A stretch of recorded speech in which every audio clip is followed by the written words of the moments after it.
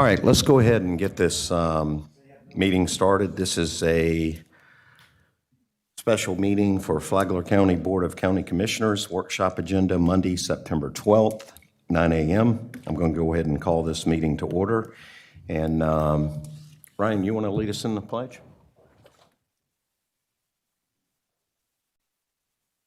Pledge allegiance to the flag of the United States of America and to the republic for which it stands, one nation, under God, indivisible, with liberty and justice for all.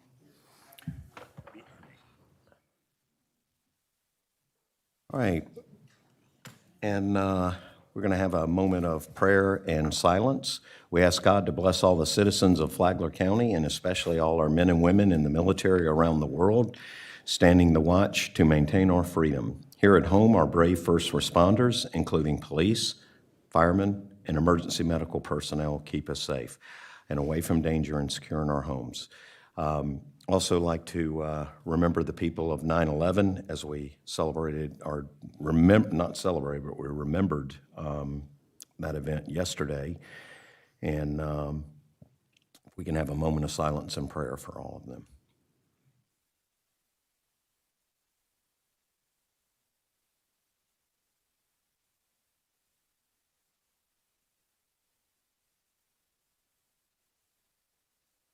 All right, we'll go ahead and get this meeting going. And I'd like to welcome, I'm the Flagler County Board Chair, Joe Mullins. And now we'll move to item 4, FY 2022-23 budget discussion. And we'll go ahead and start that now.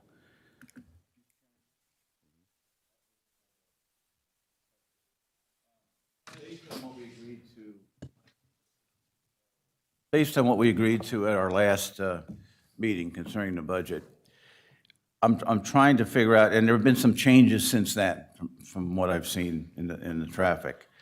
So I just like to know exactly legally what we have to do today and the dates at which things are to me, the millage rate has to be agreed to because that's a legal requirement. But what else do we have to do today? The budget doesn't go into effect till September 30th. So it seems to me we don't have to figure out every little detail on the budget today. We need to make a big decision, and one that we have to make is concerning the millage rate. So I just wanted to get a thought for, since it's not on the agenda, what we absolutely have to get done today and what the schedule is between now and September 30th.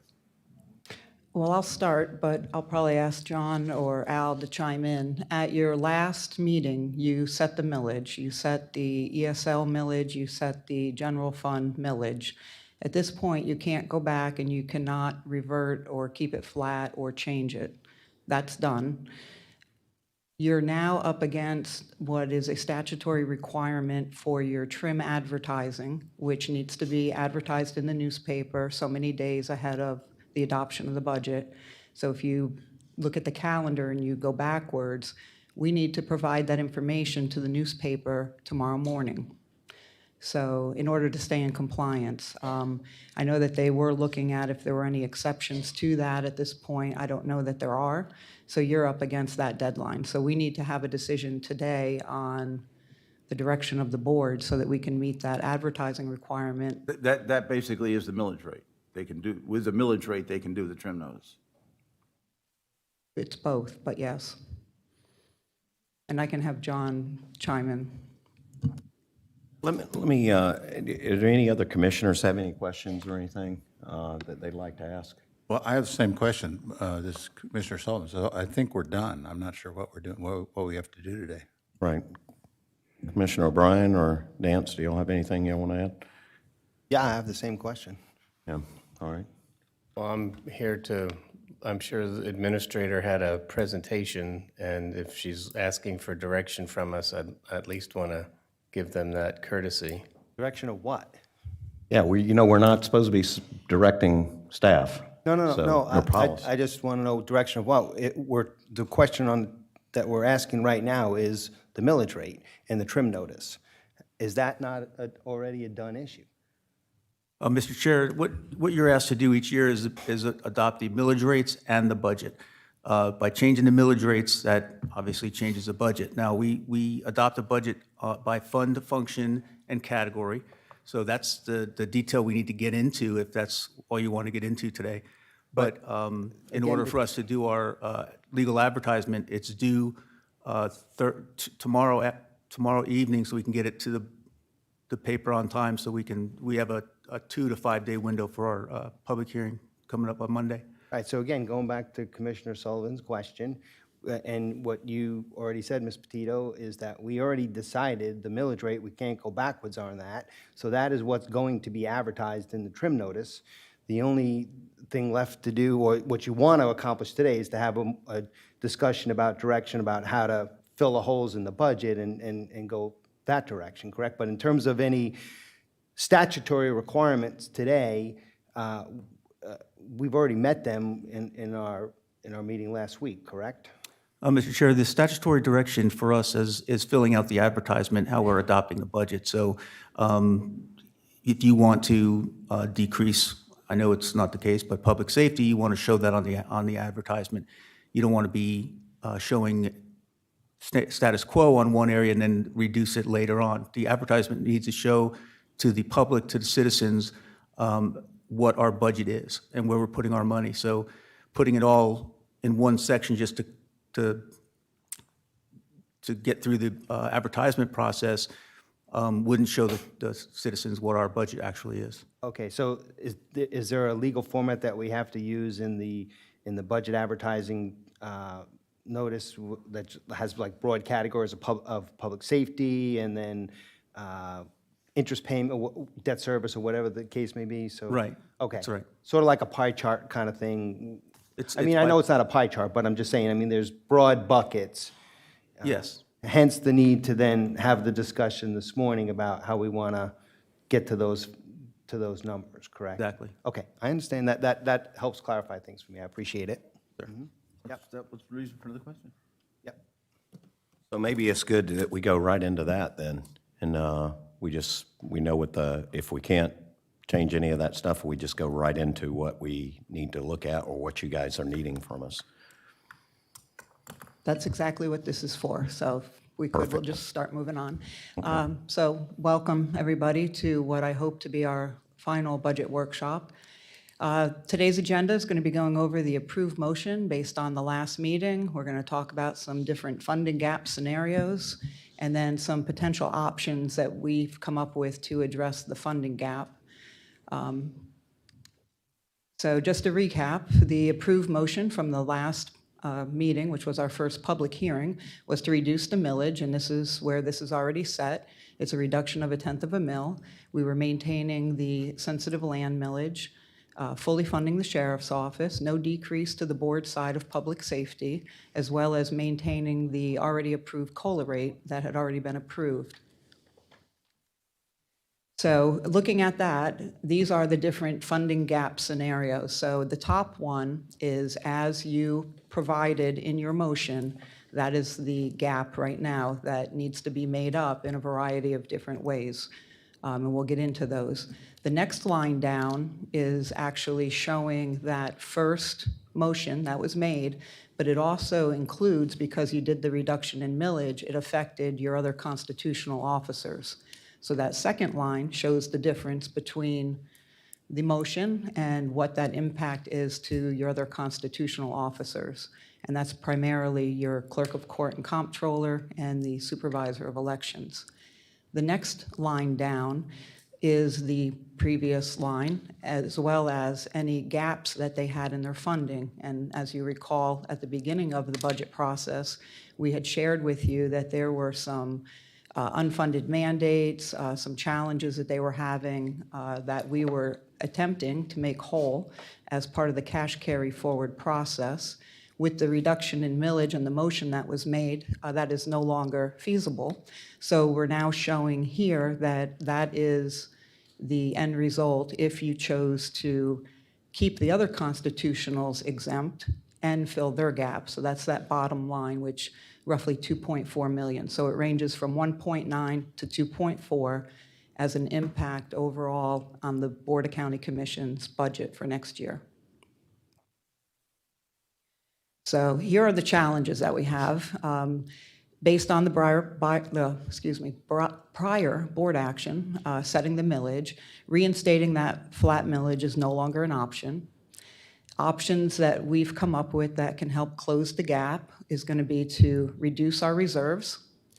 You can reduce the level of service on the board side. You can defer capital improvement and your maintenance. You can also defer some of your rolling stock replacement, which is your fleet, or you can do a combination of any of the above.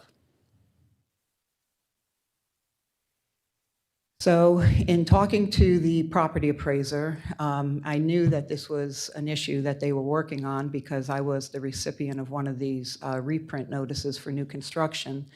There was apparently a glitch. They've got some new software. When they went to go do the calculation on all new construction, there was some sort of issue with the computation of what that looked like, which results in our favor, which is a good thing. He is estimating that there's about $600,000 additional revenue coming in as part of that new construction. It was not included in the initial ETRIM notice that had gone out to the county, so it won't be part of your adopted budget. It'll be folded in throughout the year as that comes in. It will be on the certified tax roll that the property appraiser will hand over, but it's not going to be part of your adopted budget. That money, if it had existed, would have been folded into your reserves. But it is good that we have that because that is a potential offset to what we're facing today. The other thing that you could do, you could pull additional monies out of reserve, whether it be the remainder of what you need or maybe it's a partial. The only thing I would do is caution that it's one-time money being used for an ongoing expenditure. It goes against the board's current policy. So we would either have to look at redoing our policies or whatever the board decides. It would also reduce our ability to implement any elements of our strategic plan that we're preparing for adoption at your next meeting, particularly with the effective government financial stability. It'll just reduce that ability to do some of those things and would just push out some of those efforts. At the end of the day, pulling it from reserves, I guess to explain it to people, we do have reserves and it's not intended to be the I guess, the bank that you just go to and you pull it out for ongoing things. It would be the equivalent of you going to your bank and taking money out for a down payment on a car that you know you don't have any money coming in any month to make the car payment. So that's essentially, I guess, the easiest way to explain that. If we do this, it will take longer to recover. We need to look at ways to reduce our spending. That's really the takeaway on this. Because as you know, we've deferred a lot of things over the last administration, which has gotten us to be in the position where we're in. We've got multi-years of deferred maintenance, deferred rolling stock, deferred capital, and we're just now barely crawling out of the last recession. So I would caution you on pulling a lot out of your reserves. Again, this is the money that you rely on throughout the year. We brought items to you before with regard to road projects that engineering has. There is no revenue source for those projects, so if they come in above the grant, this is where you're going to be going. You're going to be going to your reserves. This is the first thing that we replenish when we do our budget prep for the following year. As you know, we had to pull money out to do some emergency purchases to our fire rescue department. This is where that money came from. That was the first thing that we plugged back in when we did our budget because we need to make sure that we have adequate reserves. We don't want to go into a new budget at a deficit. The other options that you have, again, these are on the board side of reductions. You can continue to defer your capital improvement and facility preservation projects. Your facilities are only getting older. We currently have a multi-year backlog. This is, again, only going to be a temporary fix. You're just basically kicking it down the road a little bit further. In the end, it's going to compound the problem. The same with your capital equipment. We currently have a multi-year backlog. When you look at the amount of money we were spending for next year in our capital equipment, The bulk of it in the general fund is for fire rescue. Not a lot of cuts that we can cut there. We have identified a couple vehicles, and we'll go over that in the next few slides, but it's really not a lot of a savings by continuing to defer. We can reduce our level of service on the board side, and that would be service reductions, whether it be staffing or programming. But I do think that we need to move forward in next year's budget process in establishing a plan for eliminating or reducing funding for items that are not aligned with our statutory requirements and things that do not align with our strategic plan. We've got a lot of interlocals, we've got a lot of agreements.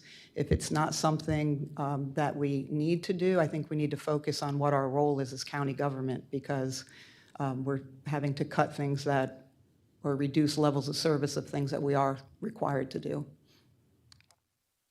So based on the motion that the board approved, it was to provide focus on making sure that public safety was not affected. So this slide is the board departments that received general fund dollars, and you see the ones in red. Obviously, those are the ones that provide public safety. The ones in yellow are all the internal departments that also lend some sort of support to public safety. And then in the green, it's folks that are other than public safety, so they're not directly related in support, but we all work together as a team. It's not that they're any less important, because we are all important on county government. But when we were going through our budget and looking for potential reductions, this is kind of how we prioritize where those reductions were going to come from. So this was not an easy task, and I appreciate the input that I did get from commissioners. Going into this is the first time the public or staff is seeing this, but this is what we came up with as a potential list of reductions on the board side. Positions that we are looking to eliminate on this are currently vacant, which is a good thing. So when you see positions that are on here to be eliminated, you currently do not have any employees in those. It does have a variety of cuts through various departments, as well as our CIP, our capital improvement program there. We've cut and eliminated everything out of that for next year. Your rolling stock replacement, you've got a couple vehicles that we have on here. We needed to fund. We reduced it by the rolling stock of one park vehicle. They're all bad, but this is the one that, in talking to the fleet manager, we can hopefully keep around a little bit longer. And then the transportation match on the grant. That is a grant match, however, based on the current fleet of transportation buses, we're not sure that we're even going to get that grant, so it's easy to identify as something that we don't need. Again, going through this, not an easy task. Again, I appreciate the commissioners that responded back and gave me their input on this. We were looking for cuts on the county side that had the least impact to the residents and to our staff. I don't know if anybody has any questions about any of these. Yeah, I do. Go ahead, no, go. Whoever's first. On the sandblasting at the fairgrounds, I think there were three, yeah, of those three, the painting interior, the GSB carpet floor, second floor. I was just concerned about the sandblasting out at the fairgrounds because that structure's beginning to really show a lot of wear. So I would agree we had to maybe cut two of them, but I didn't think we should cut all three because that was kind of my position on this as I went through it. If you're gonna buy 4 cars, you know, buy 3 and not buy 1. You know, go through it like that. So, I mean, I'm sure this is what you got from it, you know, as far as what's available. I have one other question on the Veterans Drug Court. Do we still put $25K in the budget towards that? We've been doing it for the last few years. I wasn't sure if it was in there this year or not. Since it hasn't happened, if we still have it in there, that could be another 25K. We'll look into it. I'm not sure. I think Brian's going to pull it up. Your capital, your CIP, all of those items have been deferred for 5 years. I just thought, yeah. at least one of them. Yeah, I mean, to the point of it being deferred, I know we share the building with the school board. They've replaced all of their flooring like 2 years ago. Unfortunately, we deferred ours, so our carpet, where it meets up, it doesn't match. I mean, it's just one of those aesthetic things, but functional It just- nonetheless. Just a thought. I want to go through a couple of these that I have opinions on. Library service, rolling stock, economic development, library replacement book, aid to children's home, rolling stock. Well, while he's doing that, how many of the vehicles did we cut all the vehicles that we were going to buy? Because I have something Commissioner Sullivan brought up. There's You had 4. You had the transportation bus and then Right. 3 in parks. Now, the three in trucks. The 3 trucks in parks are all rusted down. The 2 that we replaced are the ones that are severely rusted, modified, being held together. They're the worst of the worst, if you will. Now, did we cut all of them? We only cut 1 park vehicle, and you cut 1 of your transportation buses. Okay. The other 2, we did put them in the program to get funded because they are very bad. Good. I would say the lobbyist area I'd have a little concern with because there is a fundamental relationship to the grants and stuff that's available. The travel, training, and conferences, I think, could be put on hold for a year. Leadership Academy, I think we've kind of put our leadership through it. Now we're just kind of doing this to the public or to other departments or cities and stuff, and I think that's something that could be put on hold because that's a nice to have, it's not a need to have, and it's not directly training staff. And it's serving other areas that we don't have contribution from. The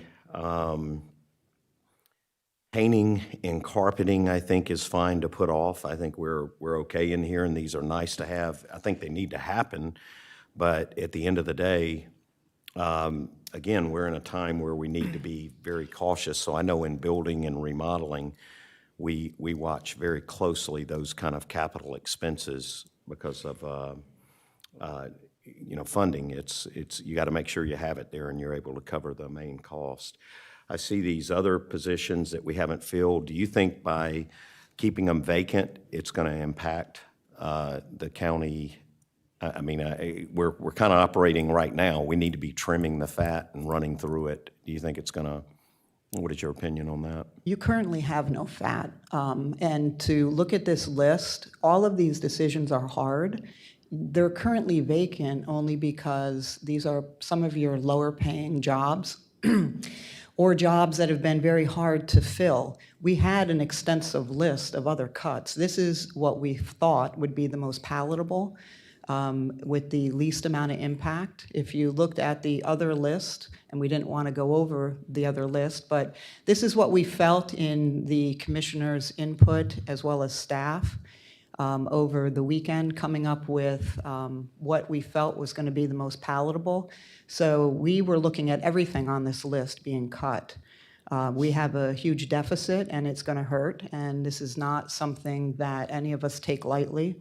But it's a necessity because when you're trying to, depending on what direction the board wants to go, we're working towards filling the gap for the $2.4 million. So when you're looking at this is only 1.4. We have another million. So the 600,000, it's a gift that we found through a glitch in the new construction. But as we go through this, you'll see that you're still going to have to pull another 400,000 out of reserves.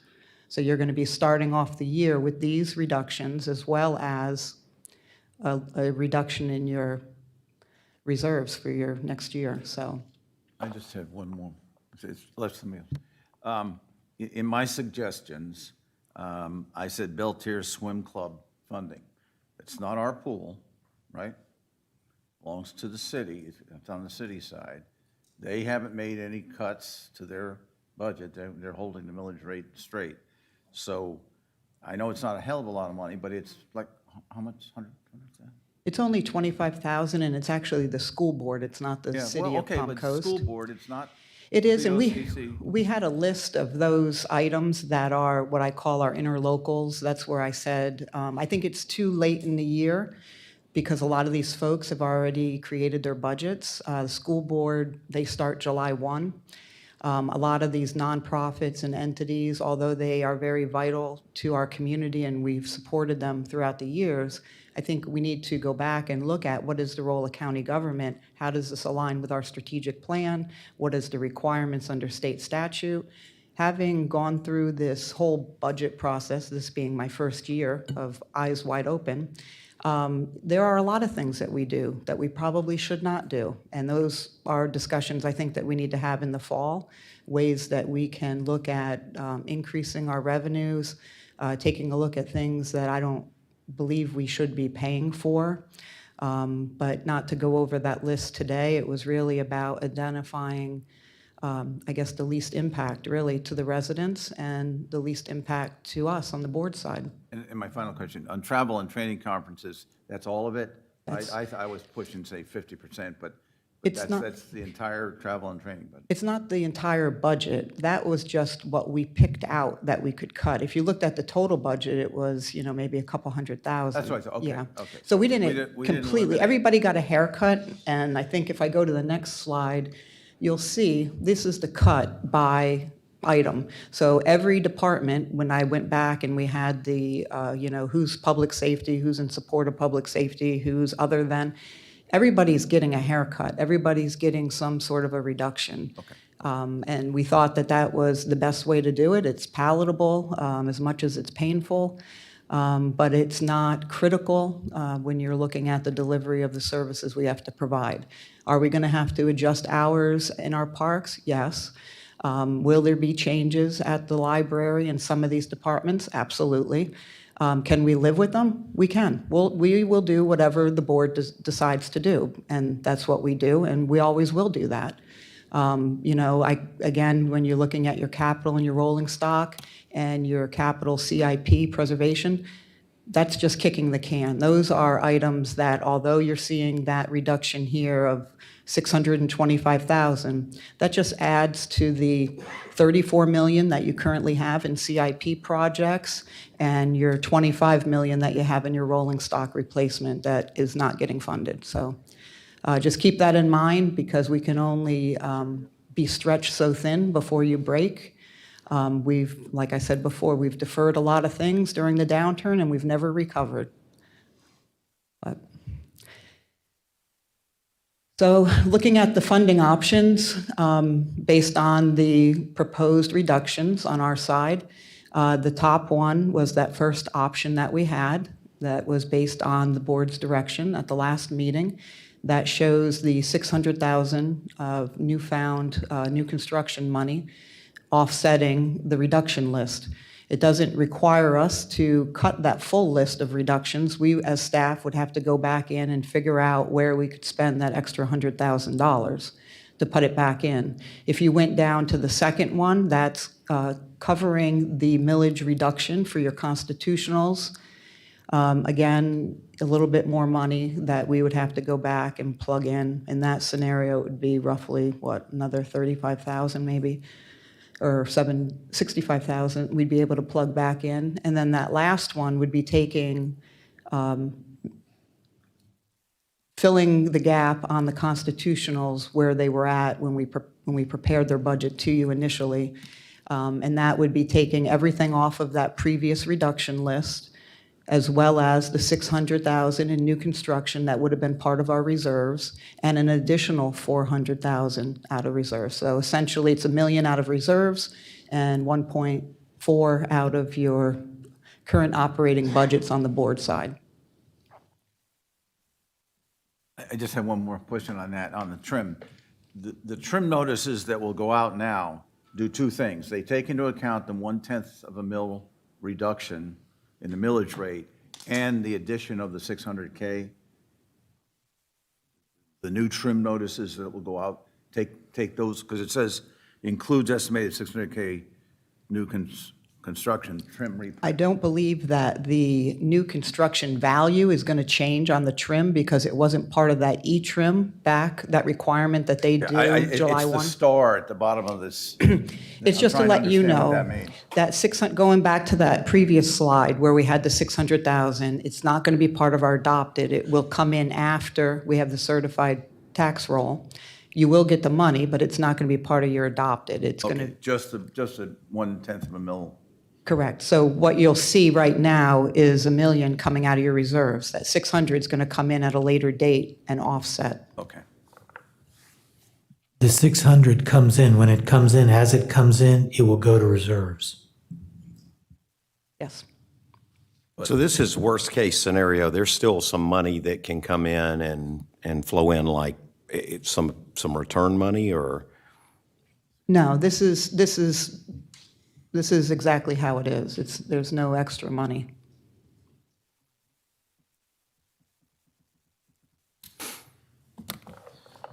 So we have these three options, the all constitutional knowledge. Like I said, the top one, the first one, is what the board's direction was at the last meeting. But you have impacts to the other constitutionals, and I just wanted to give those two scenarios so that you were aware of what that impact is. I think that's, top one's what we got to go with then, isn't it? Not necessarily. What's the disadvantage of going with it, opposed to the others? The constitutionals don't get taken care of. Oh, okay, all right, that's what I'm trying to see. Right. One question. Ms. Petito, on the last column, under the first two scenarios, when the money from the trim adjustment comes in, will that reduce that to a zero, or is that still 600 out of reserves? No, initially, you're going to see it come out, but it'll get plugged back in. So the 600 will get plugged back in. So in the bottom line, 600 will get plugged back in, but the deficit will remain out of reserves at 400. Correct. Okay. I think you go with two. What's the drawback, what's the disadvantages of the second option? Just a little more proposed reduction, or? Number two is only covering the reduction, that tenth of a mil, that is being felt on the SOE and the clerk. But as you recall, going into the budget several months ago, they had a shortfall, and I don't know, we wanted to make sure that our constitutional officers were aware of this meeting. I know that our clerk of court had an engagement out of state, but I see some of his staff. I don't know if I see anybody from the SOE's office, but they had some funding shortfalls related to, in Katie's case, was some unfunded mandates related to the mail-in ballots or something, as I recall. And the clerk of court had some shortfalls in some funding that he needed to keep his operation whole. They're all lean. We sit down with them, most of your constitutionals. 4 of the ones that I met with provided high level of detail of what their needs were so that I have a better understanding of those. So I don't know if there's anybody from the clerk or the SOE maybe who can explain, but that bottom one was to make them whole, which was initially my commitment to them. When we were preparing their budget, we thought that we could cover it, but we can't now with the reduction in millage and the reduction. So that would be to get all of your constitutionals whole and not, providing something different to one versus the other 2 that also have shortfalls. So again, it's the board's decision, so. Mr. Chairman? Yeah. To me, what we're talking about here is how we handle all the constitutionals. And I would ask Commissioner O'Brien, when he made his motion at the last meeting, it seemed to me that he felt that the Board of County Commissioners was where the cuts would be made based on the 1/10 of mil. Now, so I would ask him, what was his intent when he made that motion? Because that's what is going on here. Yeah, that's correct. And I actually realized it when I was driving home that I missed that. You know, my intent was to keep the constitutionals whole and to fund that, and I didn't say it, I understand that, that's not what I put on the table, but my thought process at the time, and I had notes on it, and I just missed it, was to keep the shortage request for the clerk at 148,000 and the SOE's 319,000, which that's what number 3 is. Right. That's what I'm trying to point out. Right. That's what I should have said that, I did not, but So if you're asking the my question. point here is that none of this is good, but let's not make things worse than they are. And if we go to option 3, we're still going to get that 600,000 back in there. So reserves will eventually come out to 600,000.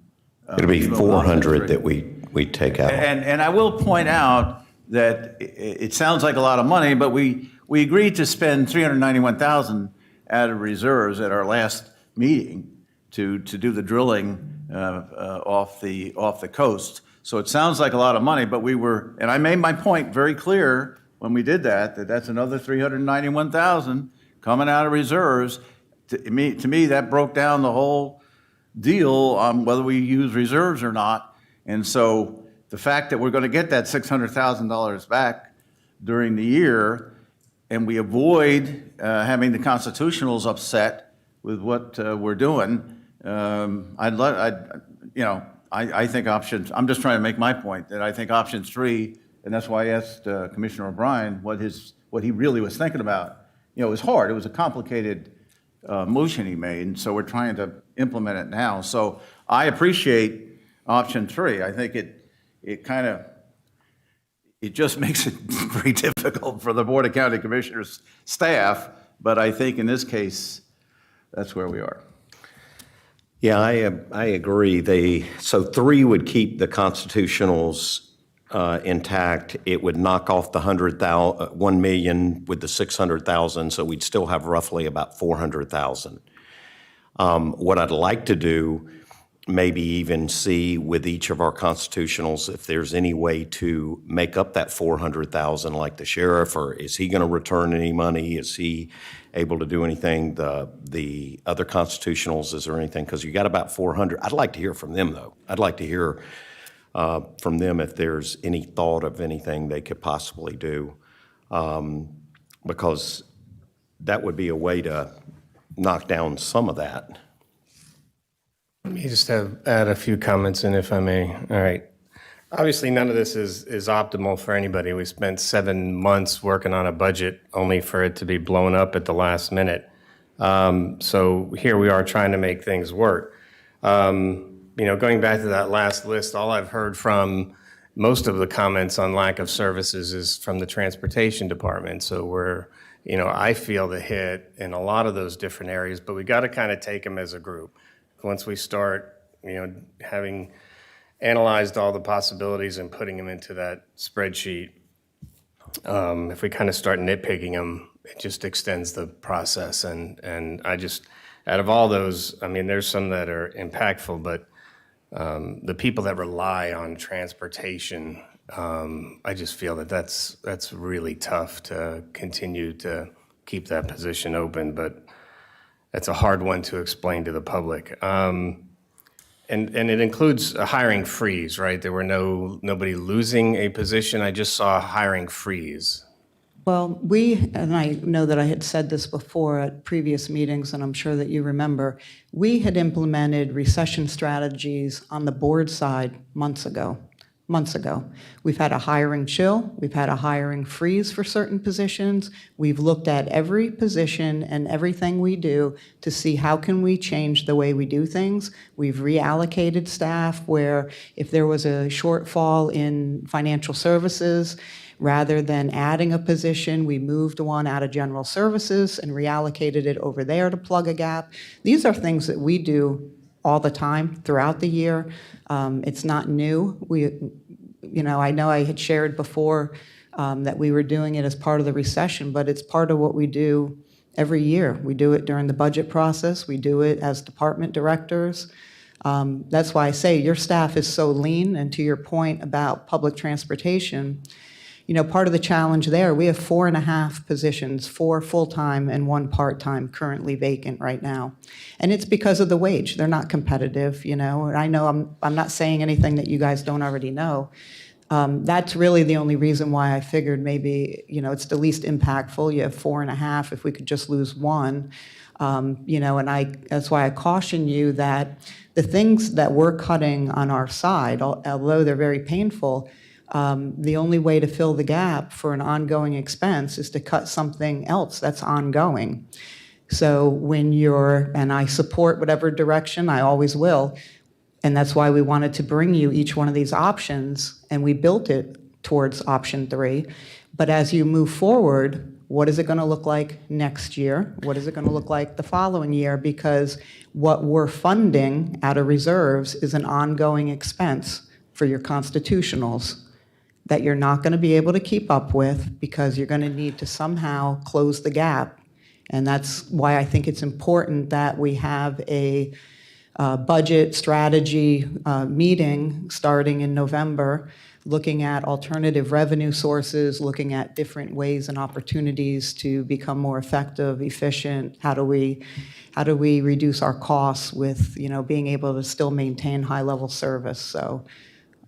And the final thought was based on the motion that was improved and stuff. I think the middle option at this point is preferable, and any deficiencies from the constitutionals can be requested on an as-needed basis, I would assume. That's exactly what your reserves are for. So like during the year, if they have a shortfall, Right. That's what you do. So that would be my plan, at least this point moving forward, and obviously we'll hear from everybody on this attack, but that would at least let them go back and look at their individual budgets on efficiencies, and then if there are state mandates that have to be fulfilled, say they can come back and request monies to fill their gap. I want to throw this out there just to kind of back up what you said, Heidi. Number one, there's 3 realities that we need to look at in this county. And I'm speaking as a citizen, and I'm speaking as a commissioner. Number one, we have seen the highest property value increases that we've ever seen, and we've gotten more money coming in. Number 2, we have COVID money that we're not going to see again to come in of a sum of $20 million plus. And we are still scrambling and searching and looking, and it's like you said, the expenses of doing it.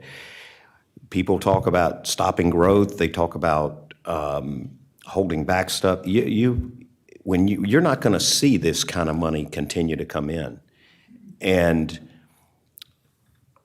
the concern that I have is if we don't really focus this county on economic development, and we don't start getting businesses and jobs in this community, you can add 1,000 more houses, you can add 10,000 more houses, but services are going to go up. The formula that we are operating by at this county is not deemed success. And if this county, this board, this community doesn't wake up and realize that we have to have economic development, we have to have tourism, and we have to have economic development. And if we don't become more pro that way, without the 20 million reserves, the 20 million in COVID, without the increases in values, all we've got to do is see an economy hit like we did in 2007, and the crap's going to hit the fan. So that's why I say we've got to wake up, and as a long-term resident that's going to be here forever, I am concerned that if this path doesn't change and change immediately, and we don't focus on that we're going to see there are going to be people out of their homes because they won't be able to afford the only other way to get it is the millage rate, the homes, because we do not have a state income tax, and they don't realize we are capped because of the state holding the increase that you can have every year. But I think very seriously, the state's going to have to look at that at some point, and we're going to have to do away with that cap, and people are going to have to start paying their share. Because this is alarming that this is this situation, and we just saw this much money come in the last 12 months. Which is why we just went through the strategic plan to set those priorities. We can go through every plan we want to, but it's action. It's not planning, it's Well, part of it moving is the funding. So, I mean, to your point with the strategic plan, it's, you know, you need to stick to the plan. That's important. That's why you have a plan. And so as we move forward with next year's budget discussions in November, I think that we need to know what the board's policy and plan is, and does it support the strategic plan? And if it doesn't, then we need to change the strategic plan so it aligns with what you as a board support.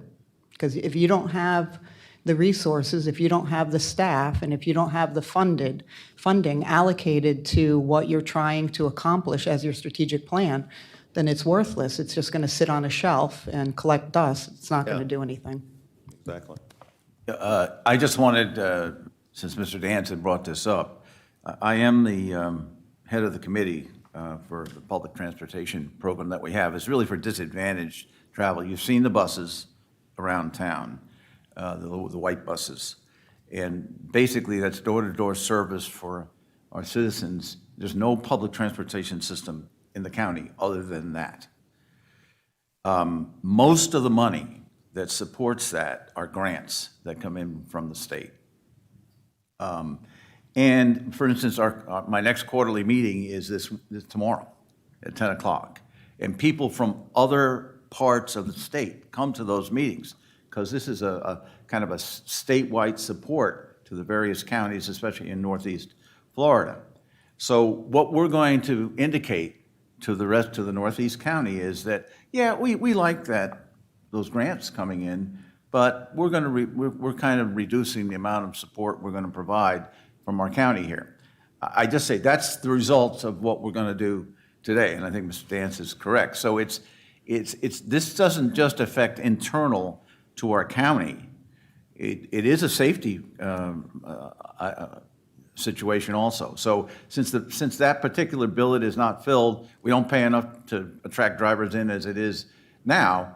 But I just want to explain that doesn't sound like a big deal, but it's a pretty big deal when you look at it, because it not only affects our county and the ability of people who are disadvantaged to get around, it also is our image in Northeast Florida. Are we willing to support that kind of capability that we're getting now? And most of the money for that comes in from grants from outside of our county. So that one little movement there, we don't hire another driver, will impact the way we're looked at in that area. And I think that that's why this is so critical here. I mean, it is critical. But I don't think whether we go option 2 or 3 here is going to make any difference on that. But, okay. That's it. Mr. Chairman, the one thing that comes to mind here is everybody's feeling the pain except the sheriff. And I would encourage the sheriff over the next few months to really take a hard look at your budget. And maybe you can cut a Mustang or cut an unmarked vehicle or cut some things like that to help us. This is a lot of pain to be felt, and you're feeling none. So I would encourage you over the next few months to really scrub your budget and see if you can help along what we're trying to do here. Thank you. Sheriff, I don't, let me ask you this, is there any funding or anything that you see that could possibly go back? Because I think you have cut. I think I mean, at the end of the day, you're operating on we're talking about salaries, so, And I'd still like to hear from all the constitutionals just to see if there's any, we're talking 20,000, 10,000, it all adds up, so. Mr. Chairman, Commissioners, I will tell you over the last few months, I've certainly felt the pain of this budget process like everyone here. And while I keep saying that my request is fully funded, I just want to remind everybody, we did defer the request for 5 additional deputies. And I may ask for that in the 23-24 fiscal year, but not this fiscal year. And was a savings of $600,000. We estimate right now that, and barring any unforeseen natural disaster or some unforeseen criminal major case, like another bone dig or something like that, that we'll have to do, we believe that we're going to return about $125,000 to the Board of County Commissioners from our main budget, if you will. We also believe that we will return $18,000 from the $400,000 one-time amount you gave us for the mobile command center vehicle, because we didn't need all $400,000. So there's almost $150,000 that will be returned that you decide where it goes, but so about 125, another 18. And maybe a little bit more, we have to close out the year. And That's good. so, we're doing everything we can. We've been good stewards of the money that you have given us. And Mr. Brower will tell you that that's the largest amount that he's probably ever gotten from the sheriff's office. And he's previously told me that he doesn't expect anything to be returned from the sheriff or the other constitutionals. So we are, in fact, trying to look at everything. In this fiscal year, obviously, if you remember, or going into next fiscal year, if gas prices continue to go down and not up, okay, and they've started to come back up a little bit, there's money there. But right now, the budget that we put in is actually, the value per gallon was estimated at less than what we're paying right now to the county for fuel. So, there is money that we constantly watch, and sometimes we have to move it. When fuel was reaching $4.30 from the county, in the public, it was almost $5, if you recall. So we feel everything, along with the inmate meals, as the inmate population goes up and so forth. But to your point, Commissioner Hanson, we certainly will look at our budget, and we'll return the most we can to you, and hopefully it'll help you make the constitutionals whole, or return it to your reserves. You and your county administrator make those decisions, not I. Statutorily, I'm required to return it to you and whatever's left September 30th. So we'll be doing that. Roughly about 150. Heidi, that's not in the figure of the 400, correct? This is new. Is this new, or did you? This is new to me. We Okay, were so that trying brings us do- to about 250 then, of the reserve.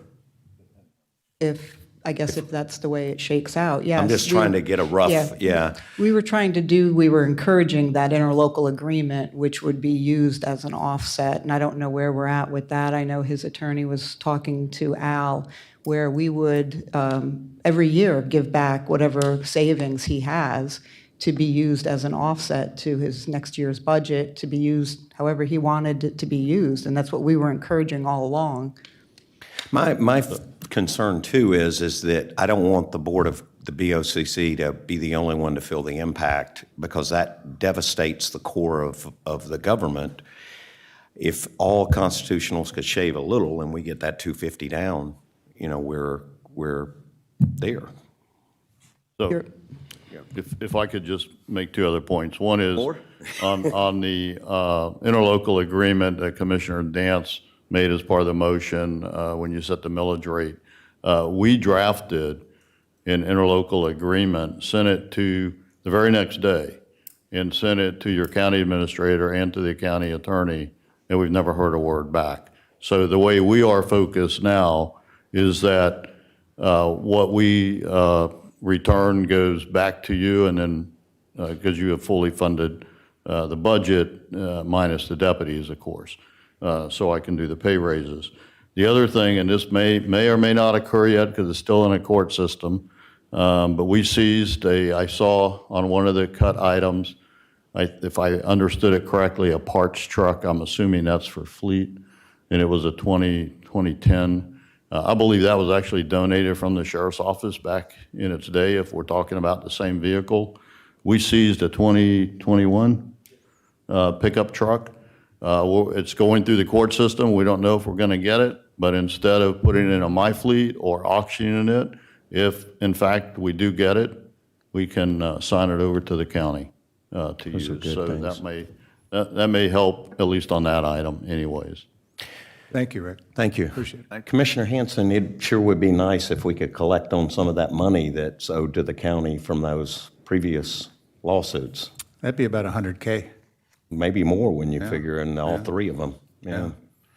We could get our, Dennis McDonald, the Kimberly Weeks, and the other guy, I think that add up to just about this number.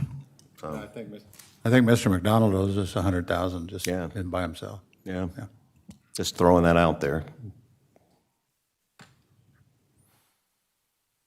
All right, do any of the other constitutionals want to come up? I mean, I'm not encouraging you to cut. I want you to be successful, but I'm just saying if there's any thought or anything, if you don't, then, and you're trimmed, you certainly know your budgets. So I didn't know if y'all wanted to come up and speak. I just, on that issue, because I've been saying, it's either, it looks to me it's like it's either 2 or 3. Yeah. What we're seeing in front here. I like My 3. point about going to 3 is this, is that if we give the constitutionals option 3, they're fully funded. So during the year, as they come back in to ask for additional funds, we can say, we fully funded you. If we do either of the other 2 options, they will have a good case to say there were requirements that we had that you didn't meet, and all of a sudden, those requirements can go up a little, and so we'll end up actually, in the long run, spending more money there. So I like to make things clear cut. You're now fully funded, so Don't come when you back. don't come back. So that's the way I look at that. It's not so much pushing one or the other. So that would be my argument there. But as I say, I think whichever one of these 3 we decide on, that's what we decide on. Do we want to go ahead and, so you need a consensus from us on, you're asking for one? More than that. Or do we need to? It's actually set up with a special meeting to follow because we need a commitment from the board, what direction, because we Gotcha. need to prepare the paperwork. Okay. If none of the commissioners have any more questions. Well, I did, Mr. Chair. Yeah, So- go ahead. So the supervisor of elections is Katie not here? Or someone from the clerk's office wish to, because I really would love to hear from them. Yeah, me too. Right. Just that, yeah, I mean, like I 'Cause said, we're I- not telling you to I- cut. We just like to hear, hey, we need, I think. I like Commissioner Dance's suggestion on option 2, and then, taking it from reserves if we have to, for, depending on the circumstance. So, but I really would like to hear guidance from the 2 constitutional officers, so. Hey, Nicole. Commission. Hello. Nicole Buckles. I'm the Assistant Chief Operations Officer. I'm here on behalf of Tom Bexley, your Flagler Clerk of Circuit Court and Comptroller. First and foremost, the Office of the Clerk of the Circuit Court and Comptroller is in support of fully funding county and county constitutional officers' budgets, including meaningful cost of living increases. Though we find ourselves in the grasp of double-digit inflation, the residents of Flagler County expect a continued high level of service from Flagler County government. While the idea of further burdening our residents is undesirable, we in Flagler government are not immune to the increases in the cost of goods and services. Retaining quality, seasoned employees has never been more important, and it has also never been more difficult. The simple fact that we in government can do more with less is because of people. As we in public service attempt to navigate these difficult circumstances, we must remember that a careful balance must take place between constituent services and employees. Neither can exist without the other. Due to the recent actions taken by the Flagler Board of County Commissioners, I'm being forced to make some difficult decisions that will affect people's lives. If I award the COLA increase that was initially indicated by county administration, I will be forced to terminate 3 employees. If I completely remove the COLA increase from consideration, I will only have to terminate 1 employee. It has been over a decade since we have been able to provide meaningful salary increases to our employees. While our workforce has been extremely loyal, I fear this decision will no doubt test that loyalty, and we will witness our workforce exit the public sector and cave to the lure of more lucrative incentives from the private sector. We encourage the board to reconsider its actions and fully fund all county and constitutional budgets. I would also caution against funding one at the expense of the others. Thank you. Anyone else? Just to let you know, we did make contact with the SOE. She's on her way over here, so. Okay.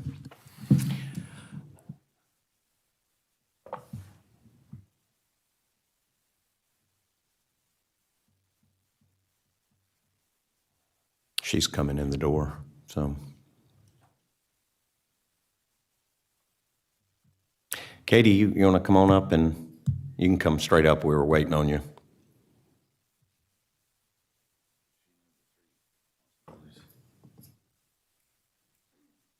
Good morning, Commissioners. How are you?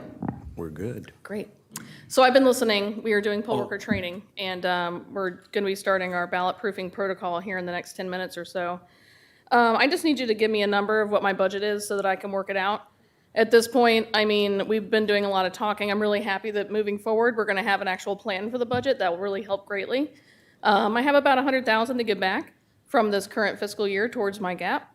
So, and over the years, I've given probably close to, it's over $400,000, so about $500,000 back to the county since I was appointed supervisor. So, you know, I've been trying to help out where we can. Also in grants, we do have grants available. A lot of it now is for election security, so it's not for operations or for voter education or those type of things. We used to get them for poll worker training. It's no longer available. So if I can just have a number, that would be helpful. You roughly, Can I ask? yeah, let me say, you roughly expect to give 100 back? Yes. So that's just down to 150. So did you have that in the number by chance? Katie, one of the things, what we have on the table here is funding the gap from not impacting you with the millage decrease, but it still leaves a gap from what you requested to, you know, the allocation that we're at. So what Commissioner Dance had suggested was that we take that on a case-by-case basis over the next year. So if you identify, if you identify something during the year that requires additional money that we would have to go to reserves for, then we would consider it or do it at that time rather than, budget it right now and take it out of reserve. So I just wanted to get your opinion on or feelings about that. That's what I had planned on at this point since the budget's been going, well, I thought we were somewhere and then it changed and now we're back. I'm not Okay. real sure where we are, honestly. But that had been my plan, is if I was, I'm already starting at a deficit, I'll try to make it work. And if there was an issue where funding was necessary, I would have to come back to you for that funding. At this point, I'm looking at cutting some training and some things for my staff, which is not, it's, not where I want it to be. We need to have fully trained and experienced, and all the opportunities I can give my employees to be the best leaders in their jobs and do the best that they can as far as conducting elections for this county. That's where we're at, and that's why, Flagler County has amazing elections and results at 8 o'clock at night when the polls close at 7. So those training opportunities are really critical for my staff because we are such a unique type of quote-unquote industry. There are no trainings available, other than those you have to pay for. We just have to. So I'm looking at that right now. As far as the state required new requirements that are unfunded from the legislature, we're going to have to be sending out more mailings. I know the post office is increasing their postage rates. I give way too much money to the post office, so I'm not very happy about that. But we're looking at ways to reduce the size of our mailings to cut down on those costs and sending them bulk rate in different ways. I'm working with the U.S. Postal Service for those type of things. So we're trying to cut where we can. But going forward, like you said, if there's a gap, we'll try to make it work. And then if I need more money, I'll just have to come back to you and request it at that time. What I want to point out is we're still feeling the hit that we went through earlier. I'm just focused on that reserves, trying to minimize it a little bit. So we're down, if all that comes back, to about 150 out of the reserves. I know that doesn't solve the problem of the feeling of the BOCC hitting that 1.2 million, but everything's just kind of adding up, and that's why, Heidi, I'm bringing that number. I'm just trying to see, and hopefully we stay optimistic, we see some more grants come in and things. But you know, that's a, can't count the, the chickens till they hatch. Is that how you say it now? You all have any other questions for me? No. Okay, thank you. Mr. O'Brien, if I could add on the discussion on this middle line, I think obviously any money that comes back from the constitutionals, from the supervisors, can be reallocated back to their needs or held in reserve until they request it. The sheriff's additional money coming back can then be shared with the constitutionals to make up their gap as well. So I think from a transparency purpose, it just keeps it a little cleaner if we stick to line item 2 and handle the requests on an as-needed basis. I think the money will be there coming either back from them or any excess from the sheriff moving over, and then dig in the reserves if we need it. I agree, all good points.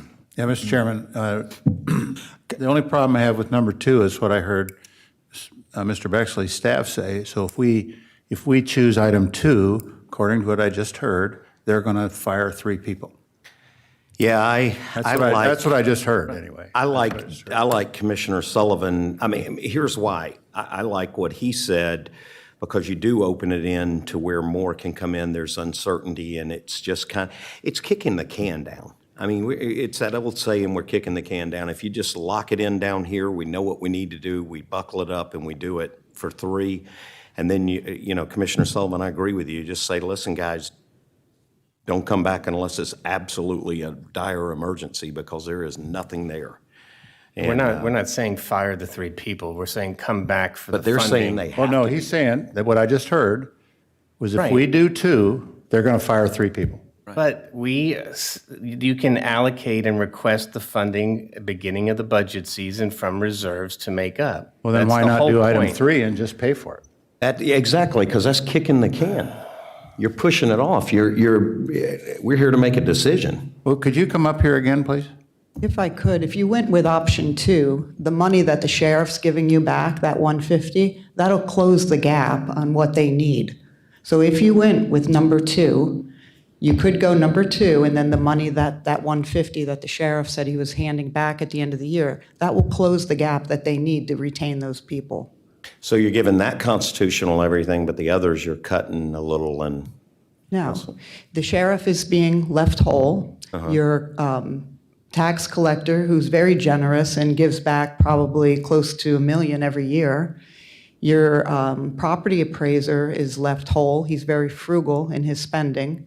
Katie has her own offset potentially, and if she needs it, she can come back.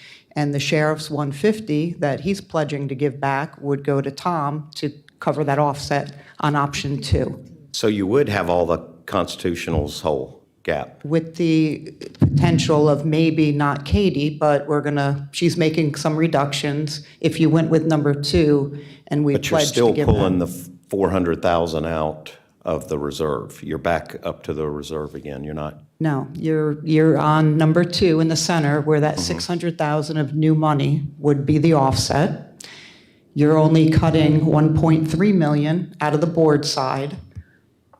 Katie's money would come back, but it potentially could go back to her. Whatever she hands over, we can hand it right back. The sheriff's money would go to Tom and be the offset on number 2. Got it. So number Right. 2. Yeah. Could I ask Ms. Buckles, if we opt to 2, are you going to fire 3 people? We'd have to relook at the numbers, but that's most likely outcome, yes, sir. But if you Unless we're have made that whole. money back. Sorry. If you have a that promise that 150 it's back. coming back? Then we would be made whole. Okay.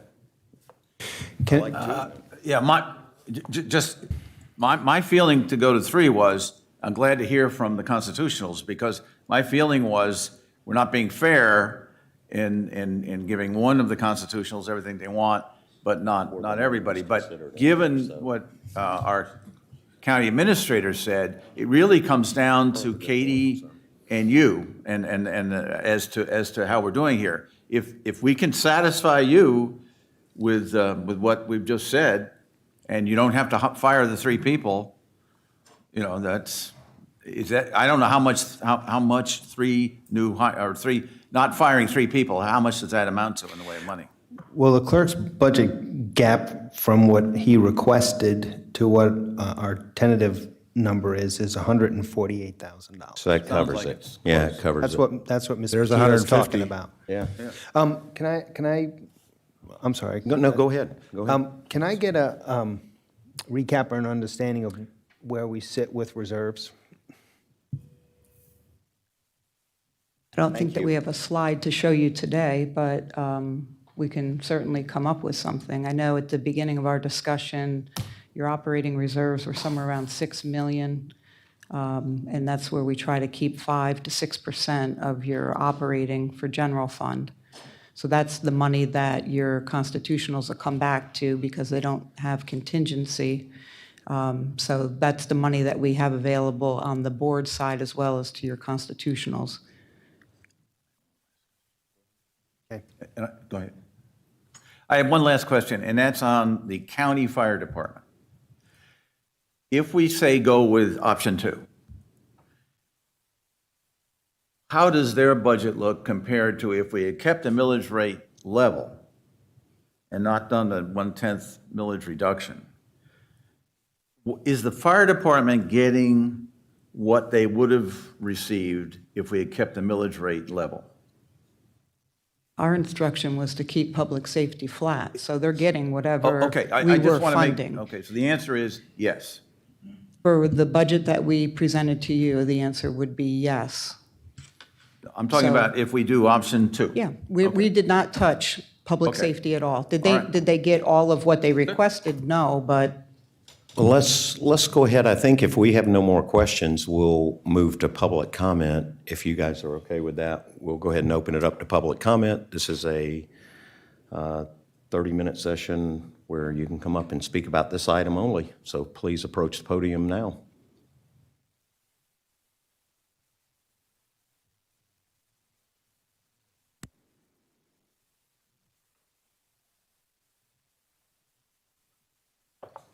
Morning, ladies and gentlemen. I've been listening to everything, and Ms. Petito, you worked very hard this weekend. I see here a possibility of many cuts that would equal close to $1 million. First of all, we have our tax base, which is, Don, please, don't take my seconds away. I need to turn this on. How does this turn on? We have county attorney, $900,000. You proposed last year, this year is $800,000. I don't see why the county attorney needs a $915,000 budget. He outsources 90% of all the litigation. I think his budget should be cut back to what he had last year because he outsources everything. $800,000 is more than enough, and he has staff. Secondly, Bing's Landing. We're in a lawsuit with Bing's Landing for over 3 years. I am trying to get the total figures from the clerk. I think we've spent close to $100,000 in legal fees because they sued us. Their rent is $800,000 a year. I'm sorry, $8,000 a year. That's $666 a month. I find that very interesting. 666.66.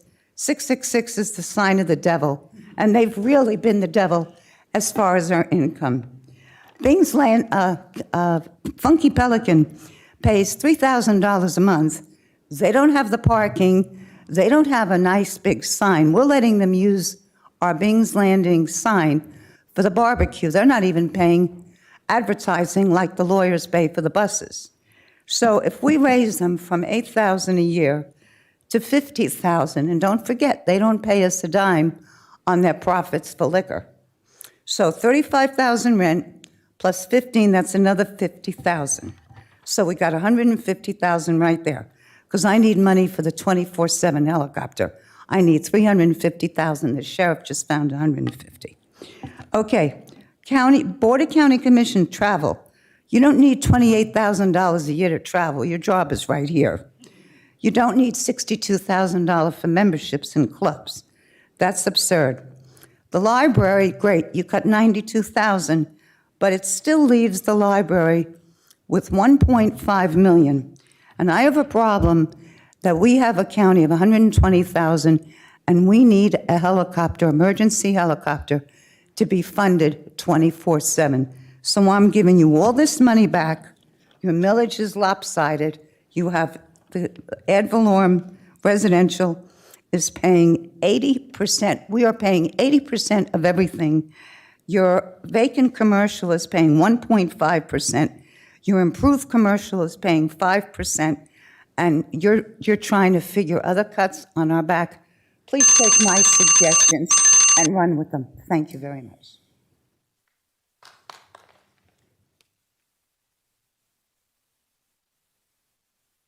Next speaker, please.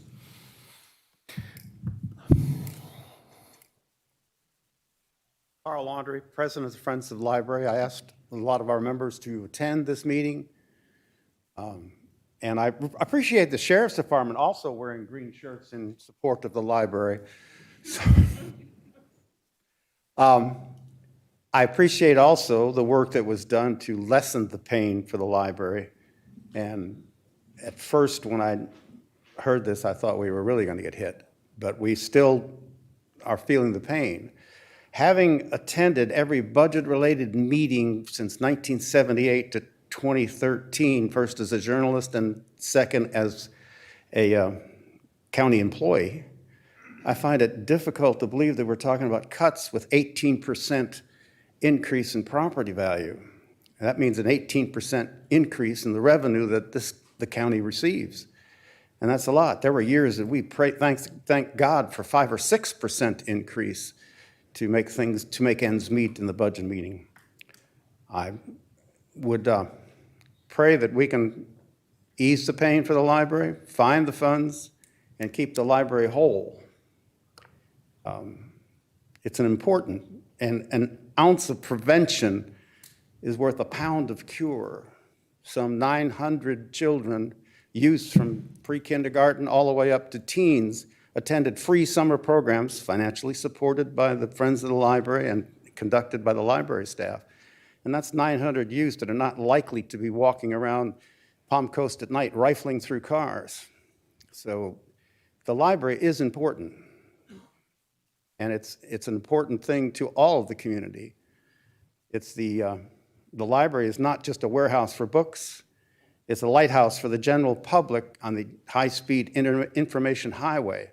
And people can go to the library and use the high-speed information.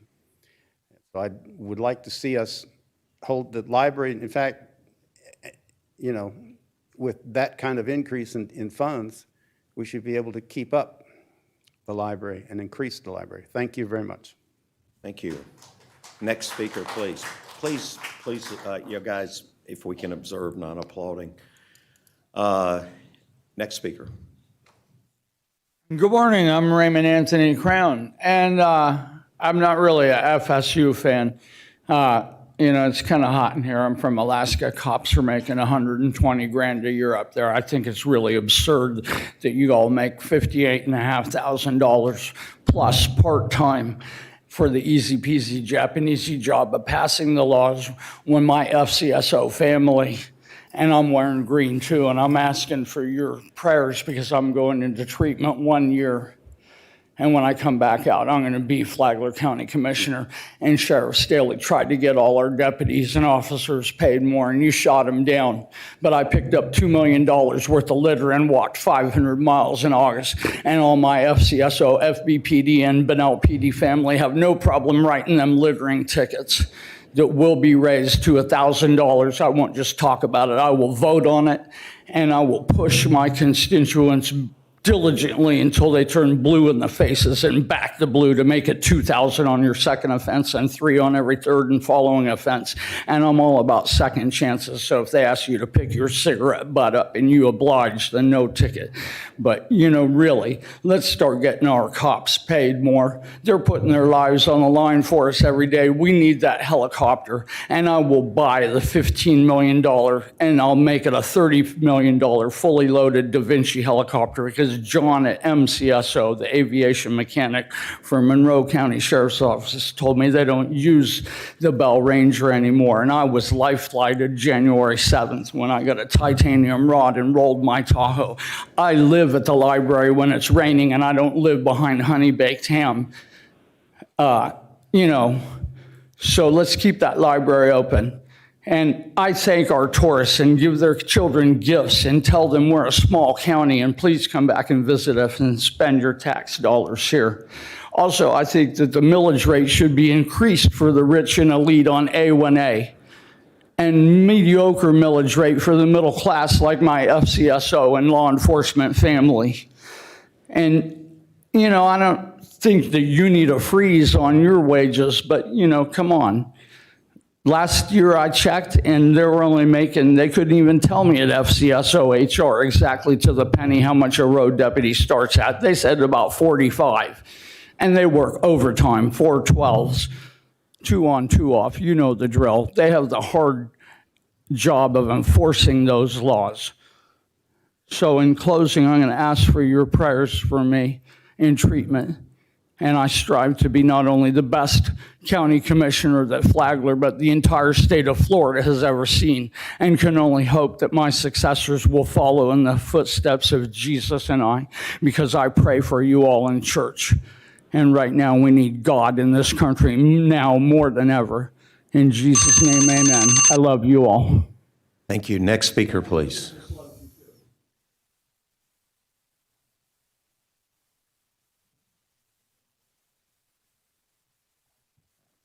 Somebody said, I want to see you top that. My name is Jim Ulsimer. I'm here as chairman of the Board of Trustees of the County Library. I want to thank you all for reappointing me last week to another 3-year term, I think. Anyway, this is a really sad state of affairs. I mean, this whole exercise, and I haven't even sat through all of them, it kind of reminds me of an old TV show that some of you are old enough like me to remember contemporaneously, Queen for a Day. Do you remember that? Where, the 3 down-on-their-luck women would come up and they'd give their sob stories as to, why they were, in bad way. They often didn't have a significant other in their lives. And then there would be an applause meter, and the one who was most down and out on their luck, won, and they got TVs and refrigerators and stuff contributed by sponsors so that their names would be mentioned. So I decided to have a little fun because I gave up my morning to come over here, and it's a zero-sum game. We can see where it's headed. There's only so much blood in this turnip. But, when I first started on the library board, it was the year 2007. Well, guess what? That year, the library got hit with a $225,000 reduction in state aid, which they've lost every year right through today. We had a full-time equivalency of 21 employees. We're down at 17 and a half employees. So, I hear the representations about the budget. The budget's not 1.5, it's closer to 1.3. So you've even got a library director, you get a 2 for, perhaps even a 3 for. She's your legislative liaison, and I think she's taken up some additional responsibilities. That's great. Actually, there's no complaints there. I think since she's taken on those additional responsibilities, she's become an even more effective library director. So, we're raising close to $100,000 a year through our passport application program. So the library's doing its fair share. The $20,000 whack to the materials budget hurts. If you're a retailer or somebody in business, that's inventory. You can't sell out of an empty cart. And it's hard to run a business without inventory. I could obviously go on for a long, long time, but, I guess we're going to all have to take our lumps. But I just hope we're not find ourselves in this situation again next year. Thank you. Thank you, Jim. Next speaker, please. All right, seeing no one else is approaching the podium, or you got to come up.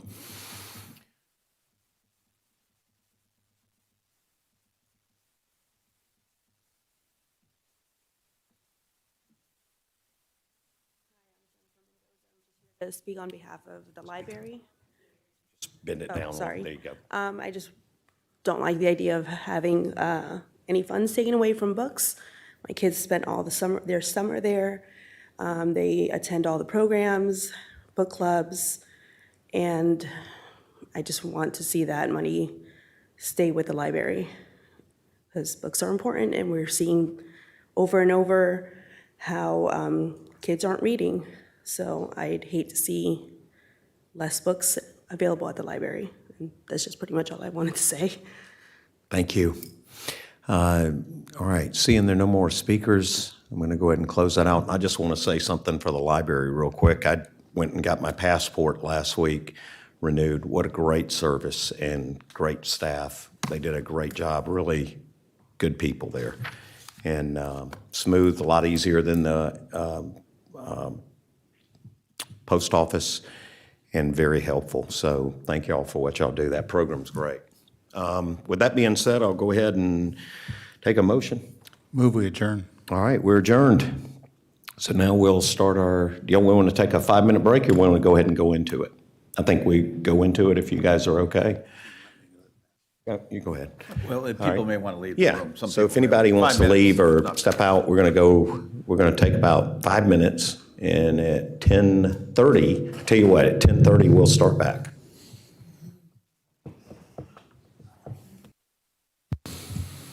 All right, guys, we're going to go ahead and reconvene. Let's go ahead and start this meeting. If everybody will go ahead and take their places. And I'm going to call this special meeting into order. And before I do, I want to thank all the constitutionals for coming in and giving input and really working hard.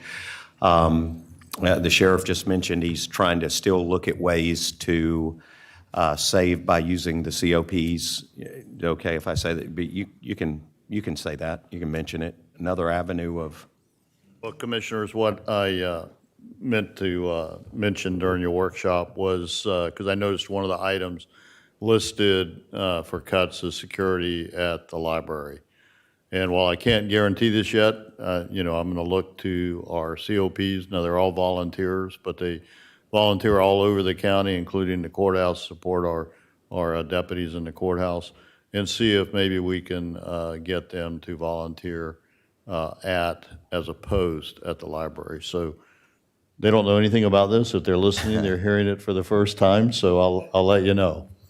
Thank you, Sheriff. I just want to give a chance. But thank you guys again. And I want to say this before we start and go into this. Heidi, you guys have done a phenomenal job. Y'all are the best staff of any county that we've had. And I know we've hit with a hard task, but you guys, as usual, rise above and do what you need to do. I know we're going to feel the crunches. It's going to be impactful, but this commission, I think I can speak for everybody, we really appreciate everything you guys do. And thank you for these hard decisions and being there for us. With that being said, we'll go ahead and move to, do we need to just take a motion, or do we? Yeah, we'll reconvene. We need to know which option you're going to go with. And I know prior to closing the last meeting, we were looking at that middle option, and with that, the sheriff would be made whole. We would absorb the constitutionals' reduction in millage. The two constitutionals that have the gap, the SOE, she had stated that she's got some money that she would hand back to us at year end. She would essentially get that as part of her carry forward for next year. Whatever amount she has, she would get back. The amount that the sheriff stated that he was going to hand back, the $150, would again be part of the clerk's carry forward. It's not part of their adopted budget. That deficit comes back to them at carry forward. I'm just letting you know because it is different and you may or may not recognize the difference. I know that the clerk is aware of it and they know what I'm talking about because we've had to do this in previous years if you were to go with option 2. I just want to put it out there. So it's a technicality or the way that we're building the budget for the advertisement. So, Mr. Chairman, I move that we adopt option 2. We got a motion and a second. All in favor, say aye. Oh, we want to go into discussion? All right, yeah, go ahead. I just, before we vote, I just wanted to, for the record, just point out just 2 important things that is lost in this whole discussion. You know, at the end of the day, if this is what we decide to do, we're, on the Board of County Commissioners side, we're still talking about 11.1% increase in our overall budget from this year's current budget. So I just get really frustrated with the discussion of cut this, cut that. We're not really cutting anything. We're reducing increases. It's a reduction of an increase. It's not a cut. It's not taking, if you had $100 this year and now you're spending $95 next year, that's a cut. But if you have 100 and you go to 110, you go back to 105, that's a reduction in an increase in my book. And I just get frustrated that we don't point that out. That's a good point. So I'm going to let each commissioner make a comment and stuff, so Commissioner Sullivan. 2 points. Number 1,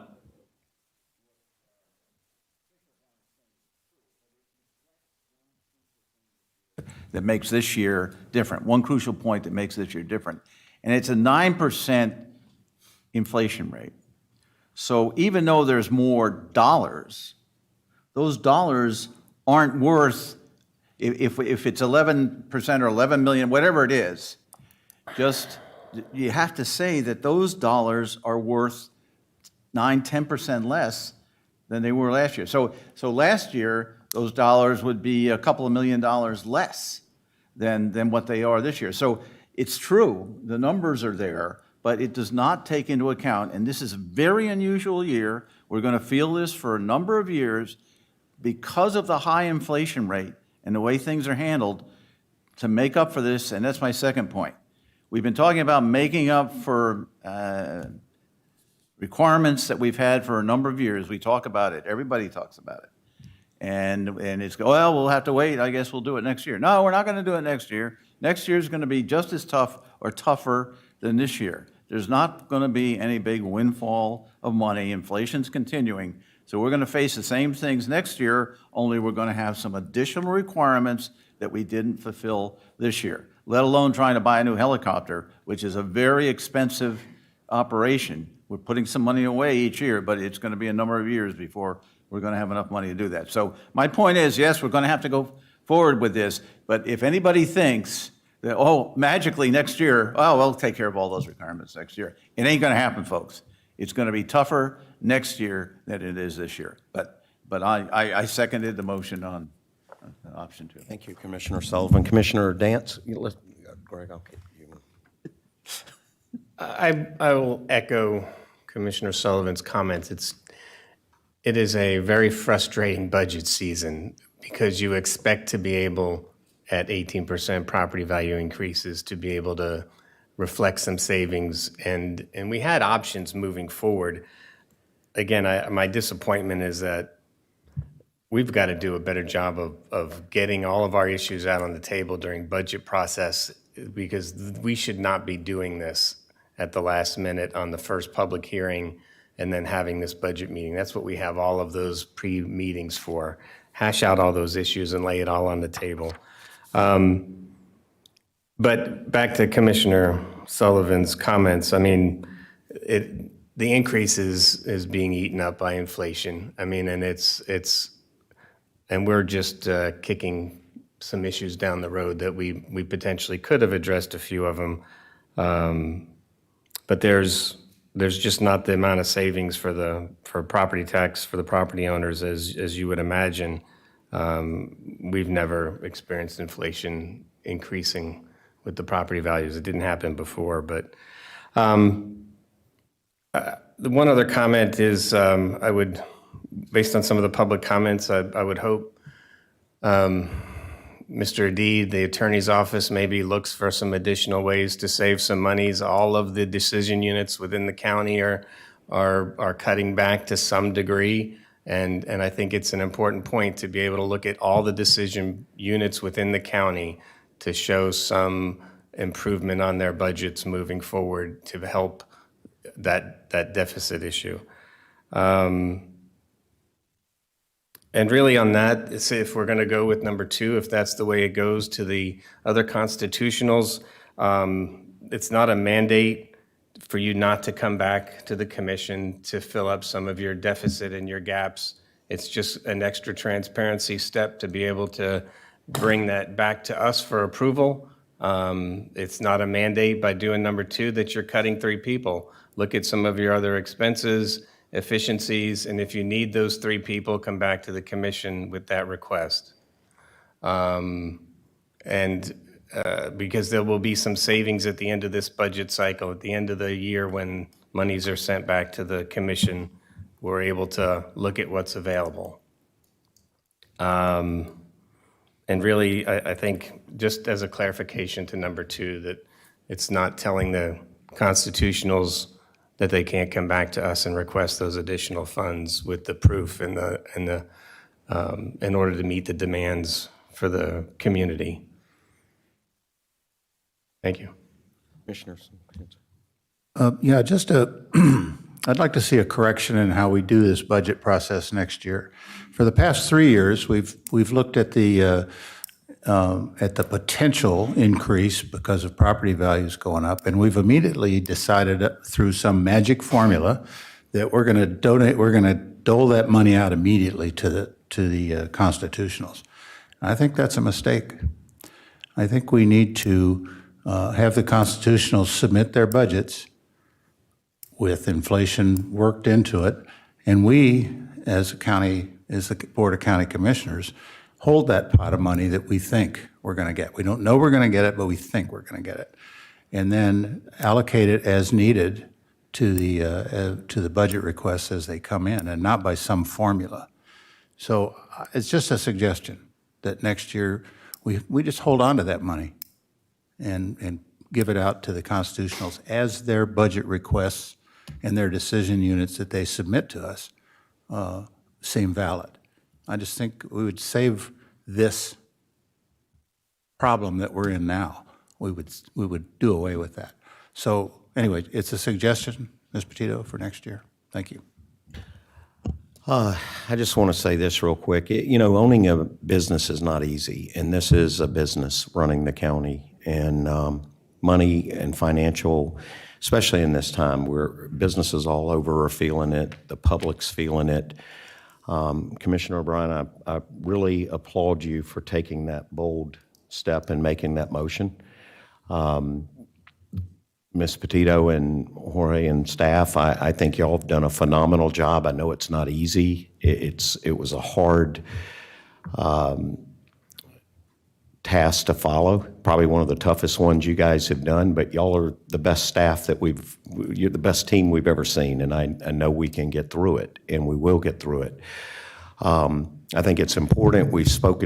This commission has spoken real strongly and said, number one, we recognize the taxpayers are struggling, and we want to give that reduction in millage. I'm honored to say all 4 years that I served, we were able to do that. And prior to that, it didn't happen. So it's an honor to do that. And then secondly, that we take a stand with our public safety men and women and want to give them livable wages. I don't think it stops here, though. I think we've got to focus on the workforce housing. We've got to focus on the businesses and stuff coming in, because there's so much more this community needs to complete it and make it whole. You guys deserve to have, when I say that, the nurses, the firemen, the police, the school teachers all deserve to have an opportunity to live in this great county.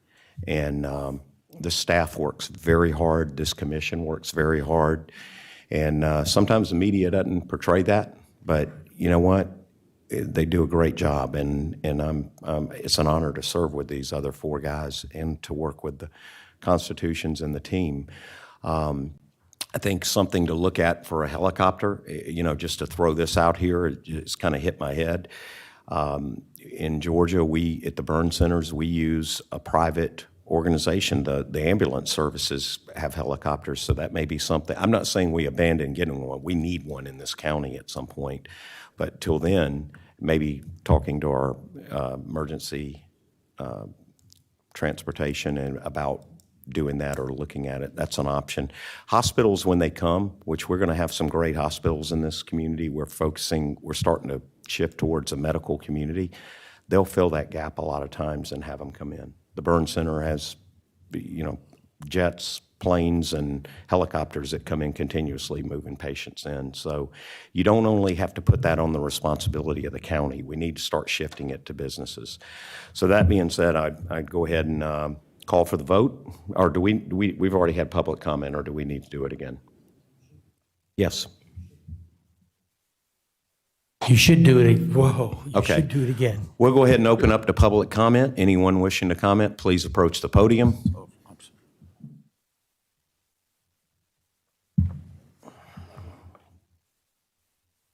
Hi, Jane Gentile.